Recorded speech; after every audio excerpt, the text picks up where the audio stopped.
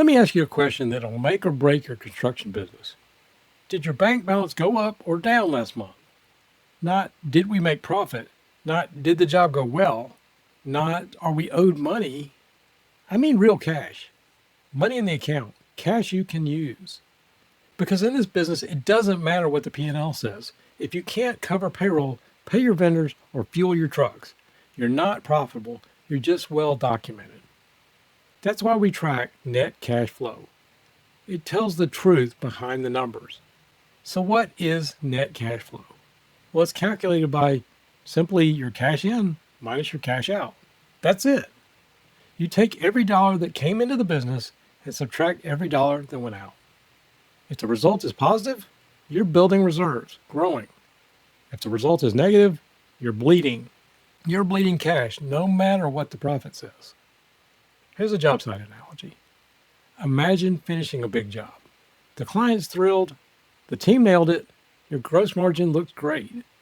But you fronted materials, paid the crew, still waiting on $60,000 in receivables, and the phone bill's overdue.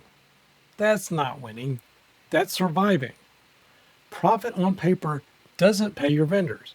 Only cash does. And net cash flow tells you exactly what's left after the smoke clears. So what is a healthy net cash flow?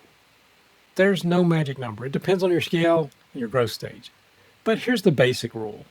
If you got positive net cash flow month after month, you're managing well and can afford to grow. If you're negative cash flow consistently, you're in trouble, even if your P&L says otherwise. So track it by month, your quarter, by year, by project. If your cash flow is negative 2 to 3 months in a row, but you show a profit on your books, you're either growing too fast or collecting too slow. So let me give you a real contractor example. Had a commercial sub doing $3.5 million a year. Jobs were on time, margins looked fine, but his checking account was always low. We ran the cash flow. Cash in $312,000, cash out $348,000. Net cash flow negative $36,000. He had a $36,000 loss in real cash, even though his P&L showed $92,000 in profit. Why? He was slow to invoice, paid vendors early, didn't follow up on $110,000 of outstanding receivables, and bought a new truck without planning the impact. So we changed course. Got him invoicing on time. He delayed vendor payments within terms.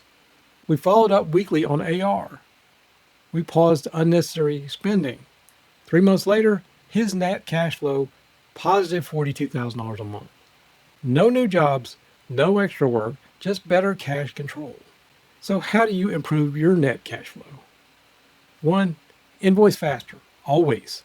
You don't get paid for what you build, you get paid for what you bill. Number 2, follow up on receivables like it's your job, because it is. Aging accounts receivable is the graveyard of positive cash flow. Number 3, pay vendors on time, not early. Unless you're getting a discount, keep cash in your hands longer. Number 4, watch spending during growth.